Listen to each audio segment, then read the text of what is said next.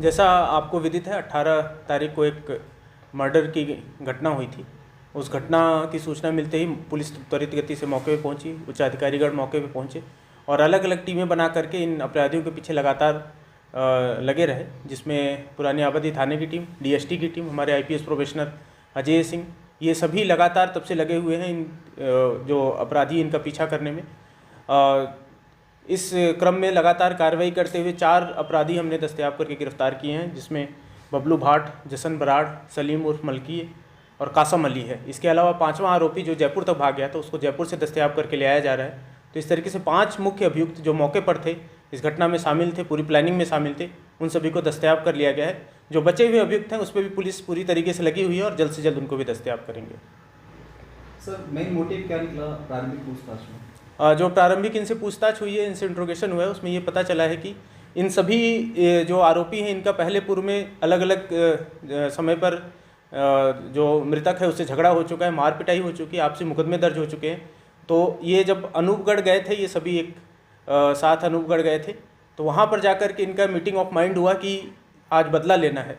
तो उसके बाद इन्होंने जो गौरव चूचरा है उसके थ्रू, जो क्योंकि वो मृतक के भी संपर्क में था, उसके थ्रू उसको एक पर्टिकुलर जगह पर ले आए और फिर वहाँ पर उसके साथ मारपीट की।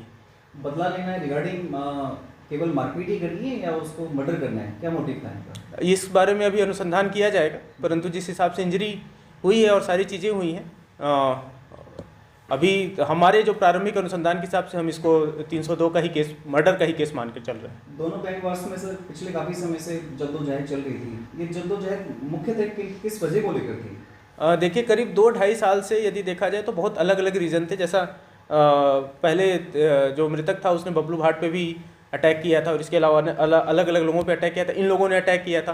पूर्व में एक न्यायालय परिसर में भी एक वीडियो वायरल हुआ था जिसमें जो मृतक है वो इनको धमकी दे रहा है कि तुम लोगों को मैं देख लूँगा, इस तरीके से, और अभद्र भाषा का भी उपयोग किया है। तो एक तरीके से कहीं ना कहीं इनके बीच पिछले 2-2.5 साल से गैंगवॉर के रूप में भी चीज़ें चल रही थी और ऐसा भी संज्ञान में आया कि कुछ यूनियन को लेकर के भी इनके आपस में अदावत थी कि किसका प्रभाव किस तरीके से रहेगा। तो दोनों चीज़ें कंबाइन होकर के ये पूरी जो घटनाक्रम है वो इसमें परिणित हुआ। जैसा पहले भी आपको पता है कि मई माह में भी इस तरीके की बड़ी घटना होने वाली थी जिसमें दोनों गैंग के पास लोडेड हथियार थे। वो हमारी डीएसटी टीम को समय रहते उसमें सूचना प्राप्त होगी। सूचना प्राप्त के बाद हमने 9 लोगों को गिरफ्तार किया था 5 लोडेड हथियार के साथ। अदरवाइज अगर इनका आपस में क्रॉस फायरिंग होती तो संभवतः कुछ एचएस भी मरते और हो सकता है किसी पब्लिक मैन का जो अगल बगल है उसके ऊपर भी जानलेवा हमला हो सकता था। तो वो एक बड़ी घटना होने से हमने उस समय बचा ली थी।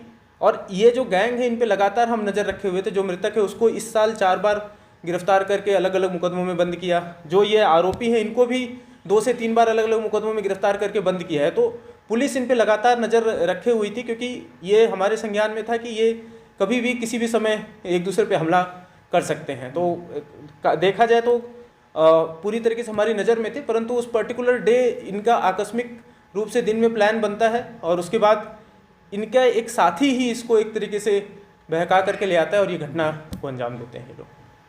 सर, आपने मेंशन किया कि ट्रॉली यूनियन में वर्चस्व को लेकर इन दोनों के बीच में काफ़ी जद्दोजहद थी, तो क्या आपके अभी तक के इंस्पेक्शन में कोई परिवादी भी सामने है जिसने ये शिकायत की हो कि हाँ दोनों गैंग्स के द्वारा उगाई की जाती थी? नहीं, अभी फिलहाल मेरे पास कोई ऐसा परिवादी नहीं आया है, परंतु ये जो हमने विभिन्न स्रोतों से आसूचना प्राप्त की है उसमें ये बात सामने आई थी। गौरव जो इसका फ्रेंड था जो इसे लेकर आया था, क्या उसको भी डिटेन किया गया? हाँ, उसको जैसा मैंने बताया उसको जयपुर वो भाग गया था। तो हमारे जो डीएसटी टीम और आईपीएस प्रोबेशनर इन लोगों ने काफ़ी वर्क करते हुए उसका पिन पॉइंट लोकेशन निकाला। हमने हमारी टीम भेजी यहाँ से, जयपुर पुलिस से शेयर किया और जयपुर ग्रामीण की पुलिस के सहयोग से हमने उसको दस्तयाब किया और उसको यहाँ ले आ रहे हैं। सर, जयपुर जो कॉमन फ्रेंड गया था इनका गौरव, वो कैसे इस गैंग के कॉन्फिडेंस में आया और उसने जगजीत राणा को चीट किया? उसका एक बार क्राइम रिकॉर्ड, क्योंकि वो अनूपगढ़ का है तो उसका एक क्राइम रिकॉर्ड भी स्टडी किया जाएगा। अभी वो आ रहा है, उससे इंट्रोगेट किया जाएगा। संभवतः ये खुद भी स्वयं भी क्रिमिनल माइंडसेट का होगा जो कि कभी इसके संपर्क में कभी उसके संपर्क में रहता होगा। कार्यालय सर, इन चारों को एक पब्लिक परेड के तरह निकाला गया है। अक्सर ऐसा होता नहीं है और यदि आज ऐसा किया गया है तो कुछ खास वजह? देखिए, इनको यहाँ जो लाने वाली अगर यदि कोई चीज़ है तो ऑब्वियसली जब हम मुलजिम को किसी को पकड़ते हैं तो उनसे अलग अलग नक्शा मौका, अलग चीज़ें, कहाँ से आया, कहाँ से गया, वो सारी चीज़ें करते हैं। क्योंकि ये इस तरीके का जघन्य अपराध था तो ये आवश्यक है कि हर पिन पॉइंट रूप से जानकारी ली जाए, इसलिए इनको पैदल लाया गया है। क्या कोई पब्लिक मैसेज भी डिलीवर करना था इस एक्ट के जरिए? पब्लिक मैसेज तो बड़ा ही स्पष्ट रूप से है कि कोई भी यदि आरोपी होगा, चाहे वो कितना ही खुखारा आरोपी हो, चाहे वो अपने आप को स्वयं को कितना ही बड़ा अपराधी समझता हो, उसको पुलिस गिरफ्तार करेगी। उसके खिलाफ जो भी कार्रवाई लीगली संभव है, अधिक से अधिक सख्त रूप से कार्रवाई करेगी।